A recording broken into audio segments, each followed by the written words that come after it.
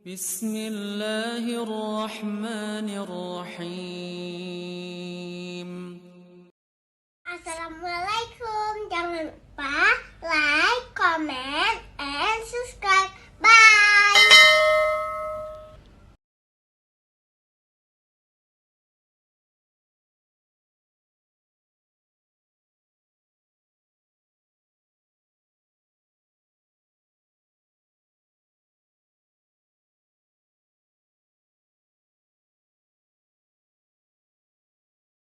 Bismillahirrahmanirrahim.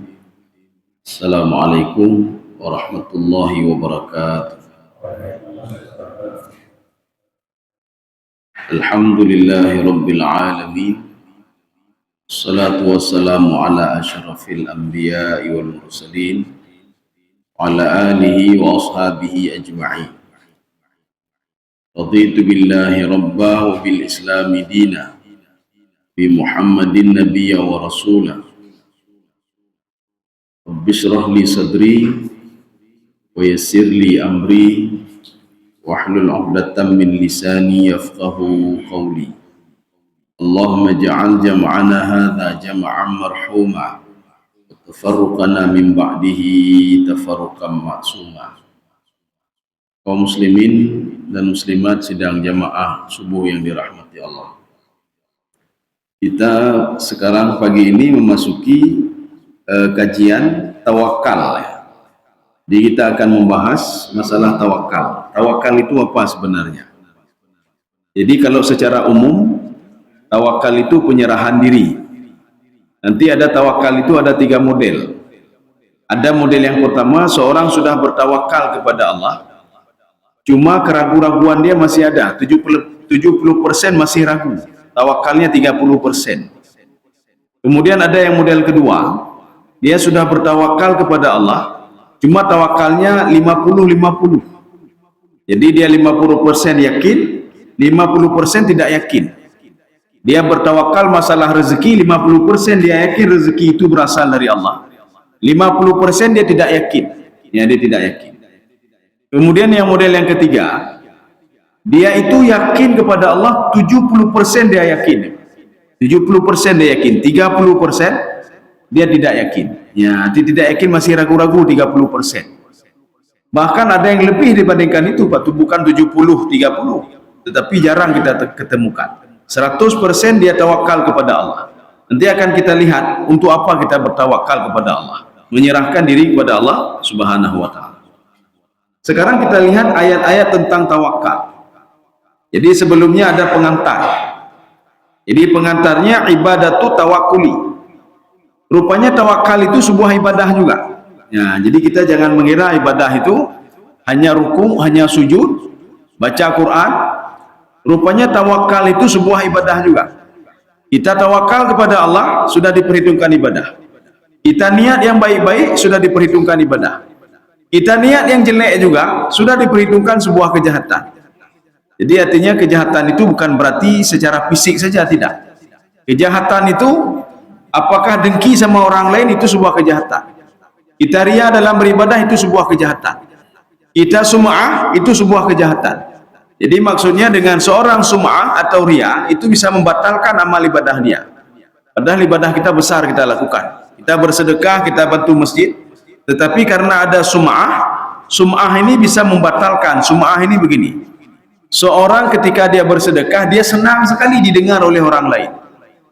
Ketika dia bersedekah, dia senang sekali untuk dilihat oleh orang lain. Kalau senang dilihat oleh orang lain, itu riya namanya.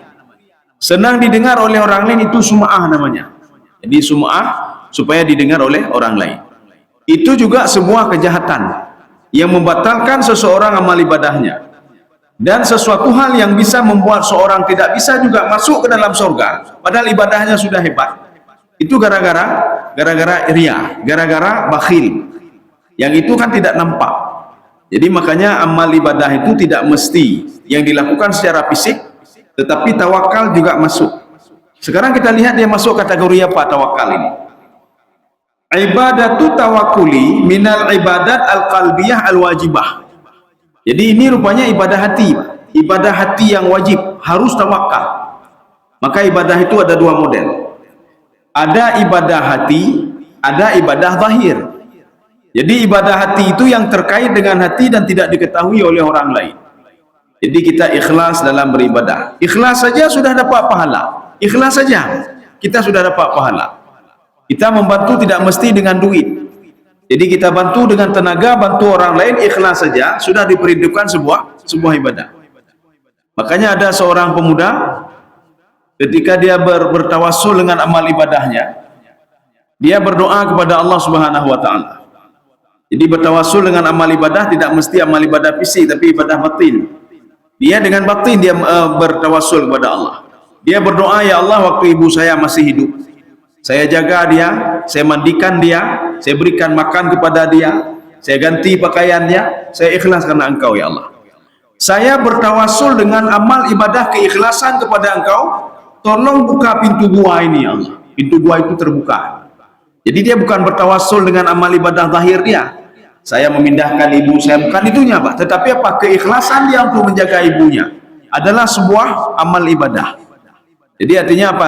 Kalau tadi bisa dilihat oleh orang lain, kalau kita bisa menjaga ibu kita bisa dilihat oleh suami kita atau istri kita, tetapi keikhlasan itu tidak ada yang tahu.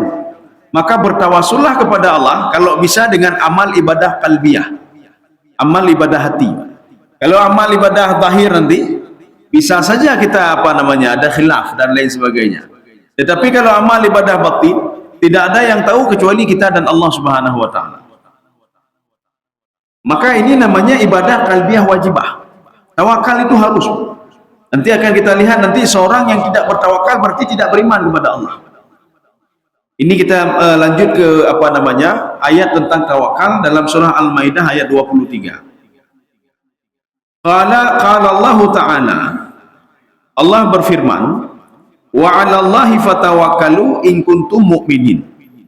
Bertawakallah kepada Allah kalau kalian itu betul-betul beriman. Maknanya apa? Kalau kalian beriman, kalian harus bertawakal kepada Allah. Nah, kalau kalian beriman. Berarti kalau kalian tidak beriman, maka tidak ada tawakal itu. Tidak ada tawakal. Tawakal ini kalau kita lihat ada dua macam. Ya, dua macam tawakal. Yang pertama, seorang itu bertawakal kepada anggota tubuhnya. Seorang itu bertawakal kepada jabatannya. Seorang itu bertawakal pada dunia. Seorang itu bertawakal pada sipulan dan lain sebagainya. Seorang itu bertawakal pada hartanya. Ini tawakal yang pertama. Artinya kalau bukan gara-gara harta saya, tidak akan seperti ini. Kalau bukan gara-gara saya, tidak akan seperti itu. Itu tawakal pada diri sendiri. Artinya dia percaya pada diri dia sendiri. Kalau dia sanggup melakukan perbuatan itu. Kalau bukan gara-gara ilmu saya, maka tidak akan seperti ini. Ya, itu tawakal pada diri sendiri. Kita lihat nanti efeknya apa. Ada orang bertawakal sama jabatannya. Kalau bukan gara-gara jabatan saya, maka tidak akan terjadi seperti ini. Itu tawakal sama jabatan. Efeknya bagaimana? Dalam sebuah hadis qudsi, Allah Subhanahu wa taala berfirman, barang siapa bertawakal pada dirinya sendiri, dia sanggup melakukan apa saja, dan bertawakal pada jabatannya, bertawakal pada dunia, bertawakal pada hartanya, pada kemampuan dirinya, maka Allah mengatakan, uruslah dirimu sendiri, kata Allah. Maka banyak orang yang bertawakal pada diri sendiri. Ketika yang diurus itu tidak berhasil, orang ini banyak yang stres. Yang tamu rumah takib.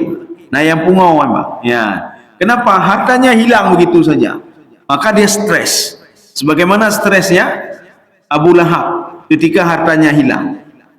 Jadi makanya kalau tawakal kepada ilmu kita, ketika ilmu kita itu barakahnya sudah dicabut oleh Allah, yang stres.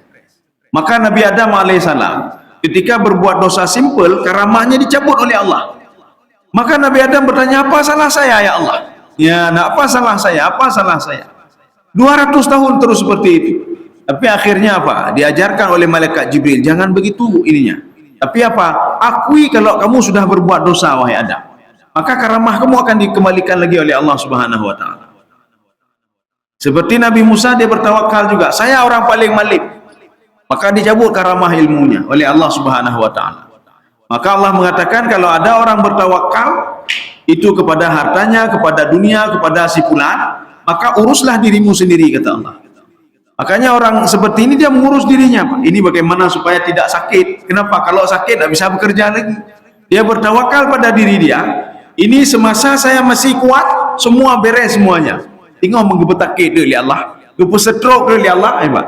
Gara-gara stroke dia stres, Pak. Kenapa? Target dia tidak sesuai. Jadi target dia ini harus begini, harus begini. Dengan duit dia harus begini, begini. Tiba-tiba duit dia hilang semua. Seperti stresnya Walid Al-Mughirah. Itu harta dia, itu tidak seperti yang kita perkirakan. Harta dia itu, kalau di dalam tafsir diungkapkan, ma bainal Yaman wal Mekah. Itu di antara Yaman dan Mekah ini. Itu harta dia. Sebegitu banyak harta dia. Jadi Yaman dan Mekah itu kira-kira 600 km dari sini ke Medan. Itu harta Walid Al-Mughirah. Tetapi ketika diazab oleh Allah Subhanahu wa taala, harta dia hilang. Kemudian anak dia meninggal dunia, kesehatan dia pun tidak ada lagi, dia sudah sakit-sakitan. Akhirnya meninggal dunia dalam keadaan sakit, meninggal dunia dalam keadaan fakir, meninggal dunia dalam keadaan tidak ada yang menolong dia dari anak-anaknya. Anak-anaknya meninggal, cuma tinggal 3 orang lagi dari 10 orang. Kaum muslimin sedang jemaah dirahmati Allah. Kemudian stres, Walid Al-Mughirah stres. Makanya gara-gara stres itu penyakitnya makin bertambah. Makin bertambah akhirnya meninggal dunia. Tetapi kata Allah, kalau kamu bertawakal kepadaku, kamu menyerahkan urusannya kepadaku, maka kan ada berapa model tadi? Ada yang menyerahkan urusan kepada Allah cuma sekian persen saja, 30%. Ada yang menyerahkan urusannya 50%. Jadi ragu-ragu dia. Ada yang menyerahkan 70%. Bahkan ada yang sampai 100%. Kita bertawakal kepada Allah. Jadi tawakal itu usaha dulu. Ya. Ini seperti Rasulullah sallallahu alaihi wasallam. Itu mengarahkan sahabatnya ketika pergi ke masjid, ada onta, sahabat ini membawa seekor onta. Ketika itu apa kata Rasulullah? Kenapa tidak engkau ikat ontamu?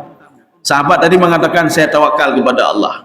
Menyogadah kakak bagadah ke dia? Ya, kalau enggak hilang berarti rezeki saya, kalau hilang ya bukan rezeki saya.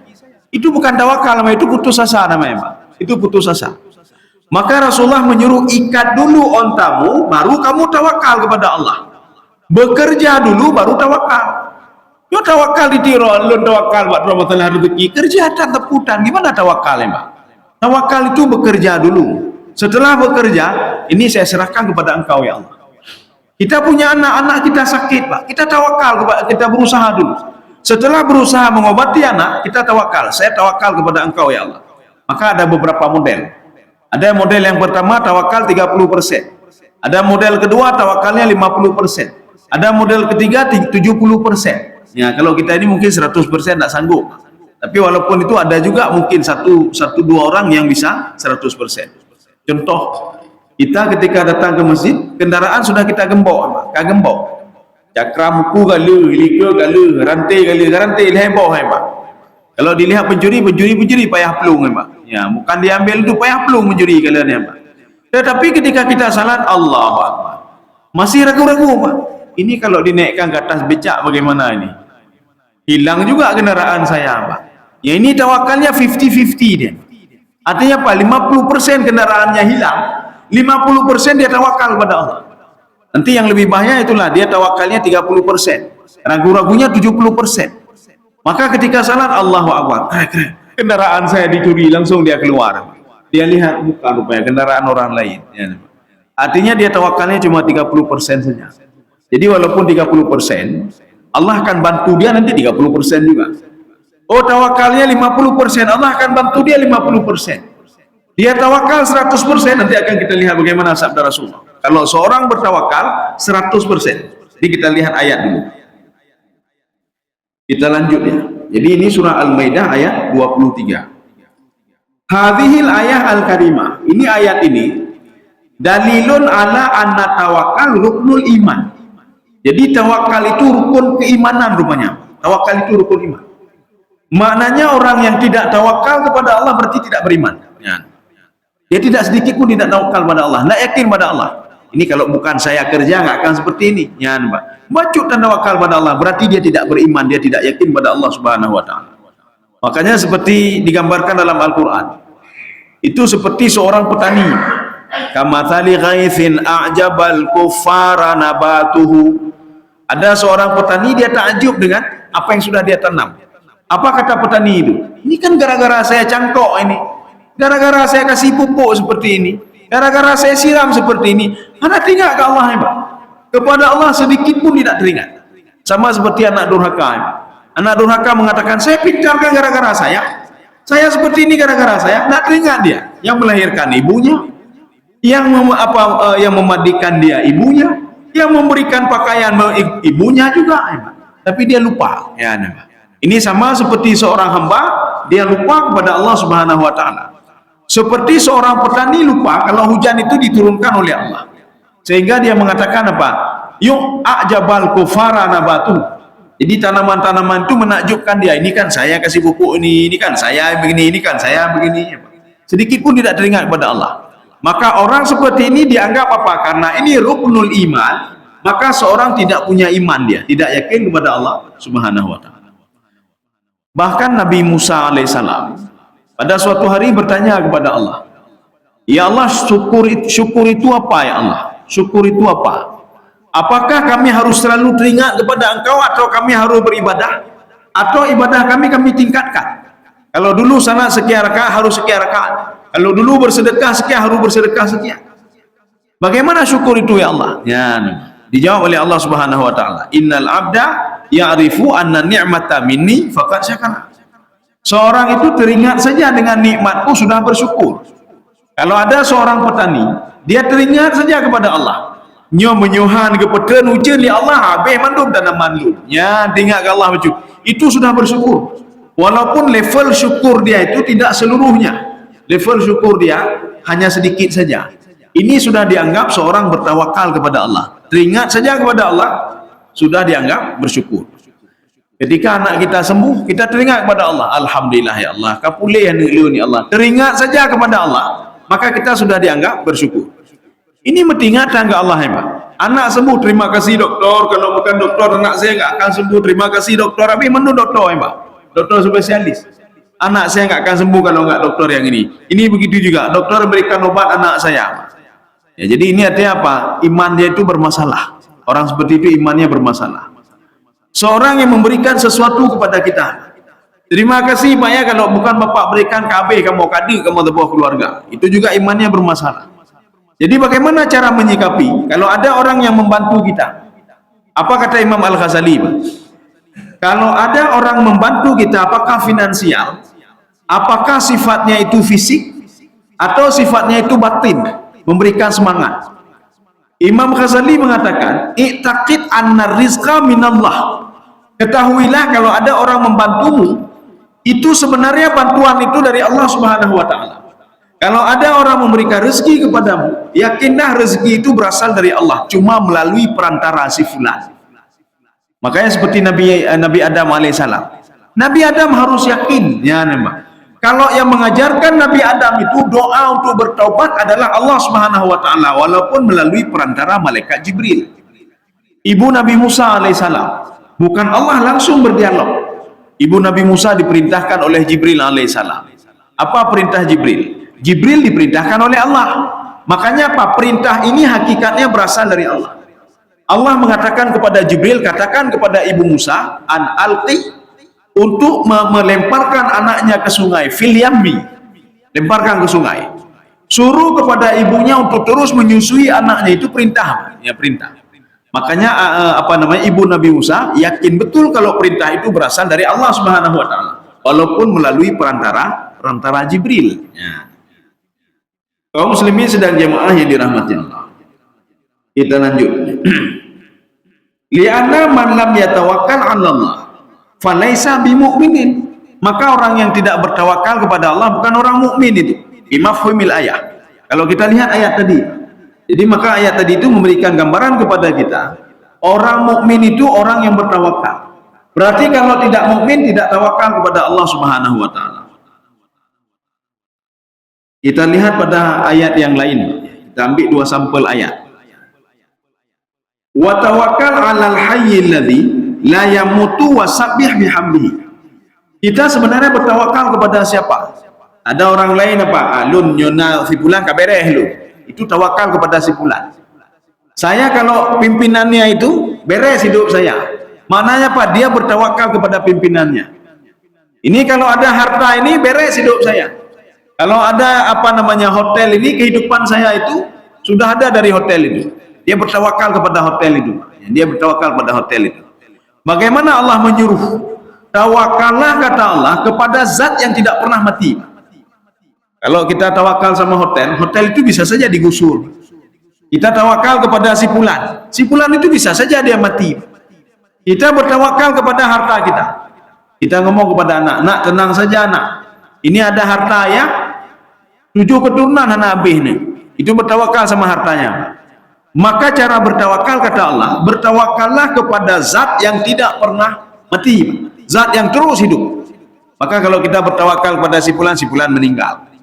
Kita tawakal kepada, ada orang tawakal sama jin, mak. Kakilah tertawakal bak jin yang dulu. Jin itu juga mati, mak. Beda pikir mati. Mana dalil kalau jin itu mati? Di dalam tafsir Qatadah beliau mengatakan, al jinnu itu jin itu, dia itu hidup, dia itu yang silu, yatazawwaju, dia menikah, wa yang silu punya keturunan, wa yamutu, dan dia juga mati, mak. Jin itu juga mati. Oh, bagaimana dengan iblis dan setan? Betul, iblis dan setan sudah pernah meminta kepada Allah dan permintaannya dikabulkan. Anzirni ila yaumi yub'atsu. Ya Allah, berikan saya itu panjang umur, ya panjang umur. Berikan saya panjang umur supaya bisa menggoda manusia. Dikabulkan oleh Allah. Saya panjangkan umurmu, kata Allah Subhanahu wa taala, sampai hari kiamat nanti. Kaum muslimin sidang jemaah yang dirahmati Allah. Jadi walaupun dipanjangkan umur, mati juga. Maka orang bertawakal kepada jin itu salah. Bertawakal kepada iblis itu juga salah, karena iblis itu makhluk Allah, jin itu makhluk Allah, kemudian setan itu makhluk Allah. Maka bertawakallah kepada yang menciptakan jin dan manusia itu, menciptakan setan dan iblis itu. Tawakallah sama beliau. Takutlah kepada zat yang menciptakan si fulan yang kita takuti. Makanya nanti api itu kan ditakuti, Pak. Api itu seorang nggak ada yang tidak takut kepada api. Tetapi Nabi Ibrahim tidak takut kepada api. Kenapa? Nabi Ibrahim lebih takut lagi kepada yang menciptakan api itu sendiri. Itu Allah Subhanahu wa taala. Makanya Nabi Ibrahim ketika dibakar itu, Nabi Ibrahim bertawakal kepada Allah. Ya, saya bertawakal kepada Allah. Kaum muslimin sidang jemaah yang dirahmati Allah. Wasabbih bihamdihi. Jadi setelah kita bertawakal, maka bertasbihlah kepada Allah Subhanahu wa taala. Makna bertasbih di sini apa? Ya, jadi bertasbih itu fasabbih wasabbih bihamdihi. Jadi subhanallah, subhanallah, subhanallah. Artinya kalaupun kita bertawakal, Allah memberikan sesuatu hal yang tidak bisa kita terima dengan akal kita. Bagaimana? Anak kita terus sakit, kita sudah bertawakal. Ya Allah, saya tawakal, saya sudah berusaha, anak saya bagaimana sembuh, tapi tetap sakit, Mbak, tetap sakit. Maka harus ada di dalam benak kita, subhanallah, maha suci Allah. Tidak mungkin Allah memberikan kejelekan bagi saya dengan terus memberikan sakit kepada anak saya, tidak mungkin. Ini sebuah kebaikan. Artinya apa? Kita harus husnudzan kepada Allah. Makanya husnudzan itu akan memunculkan raja, akan memunculkan tawakal. Jadi kalau orang suudzan selalu kepada Allah, Allah memang anak sayang gelut, ya memang. Allah memang sayang ketipulan. Lu tapi lagi nyaw. Ibadah na, temandum na, semua ada saya ibadah. Tapi Allah tidak berikan rezeki kepada saya. Itu hati-hati. Itu suudzan namanya. Sebagaimana seorang anak suudzan kepada ayah dan ibunya.